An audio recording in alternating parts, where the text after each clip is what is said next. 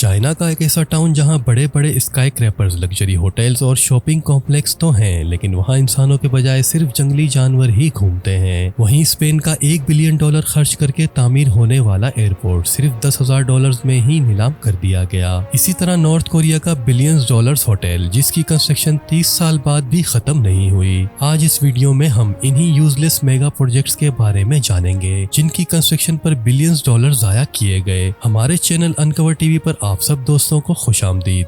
China's abandoned ghost city.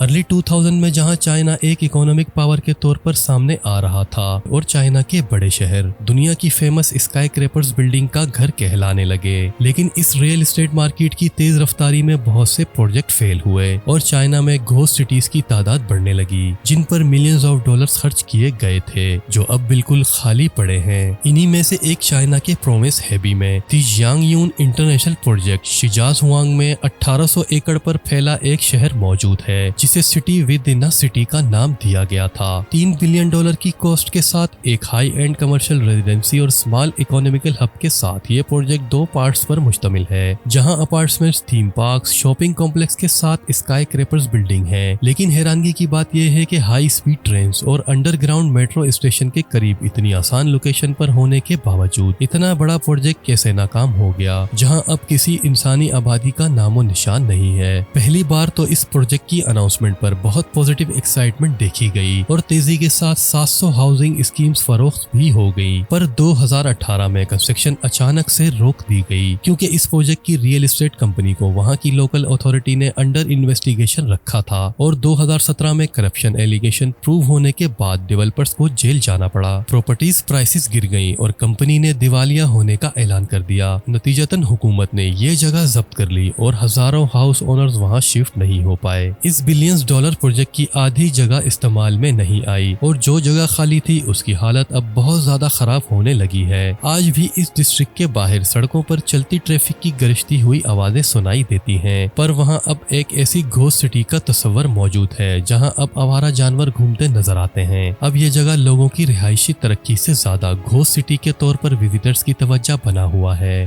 The world's एम्प्टीएस्ट airport. 2009 में श्रीलंका के अंदर सिविल वार के खात्मे के बाद उस वक्त के प्रेसिडेंट राजापक्से ने श्रीलंकन इकोनॉमी को आगे बढ़ाने का सोचा। उस वक्त श्रीलंका का कैपिटल कोलंबो ही वो वाही सिटी था जहां एक स्टैंडर्ड इंटरनेशनल एयरपोर्ट मौजूद था। तहम ये सब कुछ बदलने वाला था क्योंकि श्रीलंकन प्रेसिडेंट ने हेम्बनटोटा के एरिया से 250 किलोमीटर दूर शहर से बिल्कुल बाहर एक छोटे से कस्बे मट्टाला में सेकंड इंटरनेशनल एयरपोर्ट तामीर करने का मेगा प्रोजेक्ट शुरू करना था, जहां पहले से ही चाइना की हेल्प से एक सी पोर्ट भी तामीर किया गया था और ये रीजन मैसिव कंस्ट्रक्शन बूम का सामना कर रहा था। तहम श्रीलंकन गवर्नमेंट एजेंसी ने इस एयरपोर्ट की तामीर के अगेंस्ट एक रिपोर्ट पेश की थी, जिसमें ये सजेस्ट किया गया कि मट्टाला के बजाय कोलंबो एयरपोर्ट को ही रेनोवेट करके उसकी अपडेशन की जाए। तहम उस वक्त की श्रीलंकन गवर्नमेंट ने इस रिपोर्ट को इग्नोर करते हुए इस एयरपोर्ट की तामीर नवंबर 2009 में शुरू कर दी और इसे 3 साल में मुकम्मल कर लिया गया। इस एयरपोर्ट का नाम खुद प्रेसिडेंट राजापक्से के नाम पर रखा गया और इसे 2013 में ऑफिशियली ऑपरेशनल कर दिया गया। $210 मिलियन की लागत से तामीर होने वाला ये प्रोजेक्ट, जिसमें चाइना का $190 मिलियन का कर्ज भी शामिल था, 35 मीटर ऊंचे एयर ट्रैफिक कंट्रोल टावर के साथ ये किसी भी लिहाज से एक स्टैंडर्ड मॉडर्न एयरपोर्ट था। लेकिन इसके ऑपरेशनल होने के बाद चीजें इस तरह नहीं हुई जिस तरह उम्मीद की जा रही थी। एक रीजनेबल और इम्पोर्टेंट जियोग्राफिक लोकेशन के बावजूद ये एयरपोर्ट एक ऐसे एरिया में है जहाँ की आबादी 20,000 लोगों पर मुश्तमिल है, जिनमें से 1/3 के करीब इंतहाई गुर्बत में जिंदगी गुजार रहे हैं। लिहाजा एयरपोर्ट की लोकल डिमांड ना होने के बराबर है। श्रीलंका के बहुत से टूरिस्ट डेस्टिनेशन के करीब होने के बावजूद लैक ऑफ इफेक्टिव ट्रांसपोर्टेशन की वजह से ये एयरपोर्ट टूरिस्ट के ट्रेवल करने के लिए डिजायरेबल नहीं है और यही वजह है कि 2014 तक इस एयरपोर्ट को सिर्फ 3000 फ्लाइट्स ने यूज किया, जिसमें सिर्फ 50,000 पैसेंजर्स ने ट्रेवल किया। 1 मिलियन से भी ज्यादा कैपेसिटी हैंडल करने वाले इस एयरपोर्ट के लिए ये पैसेंजर की तादाद बहुत कम थी, लेकिन इससे भी बदतर वक्त अभी आना था। लो डिमांड की वजह से एयरलाइनर्स ने अपने फ्लाइट्स ऑपरेशंस कैंसिल कर दिए और हर एक साल के अंदर ही इस एयरपोर्ट को $18 मिलियन का नुकसान हो रहा था। ना पैसेंजर्स डिमांड थी, ना ही ट्रैफिक, और तब यहाँ जंगली जानवरों की तादाद बढ़ने लगी और एक मौके पर तो एयरपोर्ट की हुदूद से इन जानवरों को हटाने के लिए 300 सिपाहियों को तैनात करना पड़ा। इस नुकसान को कम करने के लिए एयरपोर्ट का बहुत बड़ा एरिया चावल के गोडाउन के तौर पर भी इस्तेमाल होता रहा। 2016 में इसे फोर्ब्स ने दुनिया का सबसे एम्प्टी एयरपोर्ट डिक्लेयर किया था और फिर 2018 में इसे कम्प्लीटली एबंडन कर दिया गया। कुछ ये भी कहते हैं कि श्रीलंका को चाइना के कर्जों में धकेलने के लिए ये सब किया गया। लेकिन कुछ भी हो, बिलियंस ऑफ डॉलर्स खर्च करके तामीर किए गए इस एयरपोर्ट का फ्यूचर अब गैर यकीनी है।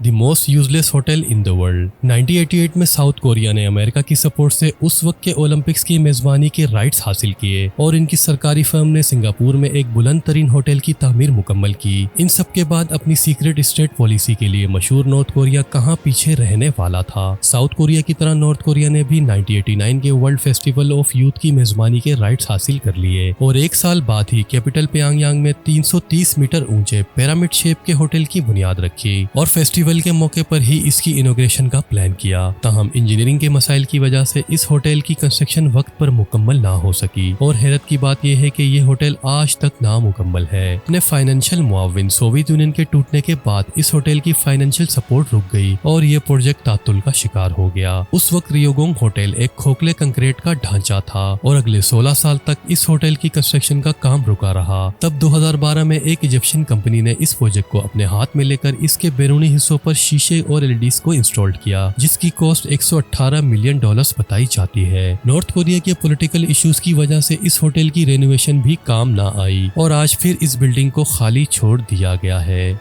Ciudad Real central airport Spain.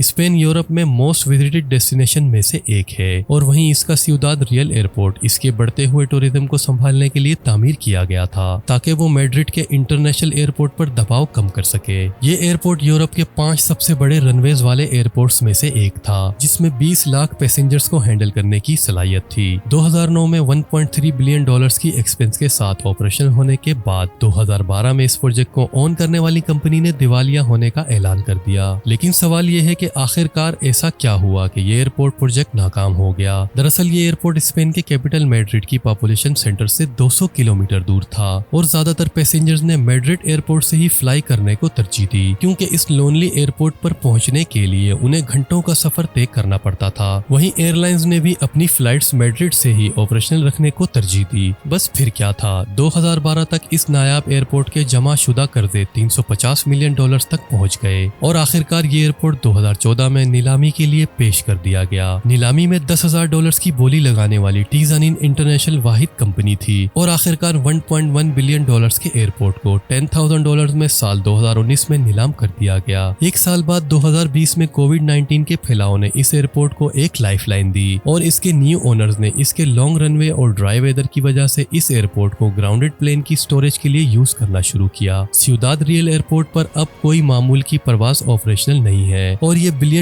International airport अब भी दुनिया भर के मुसाफिरों के लिए यूजलेस है।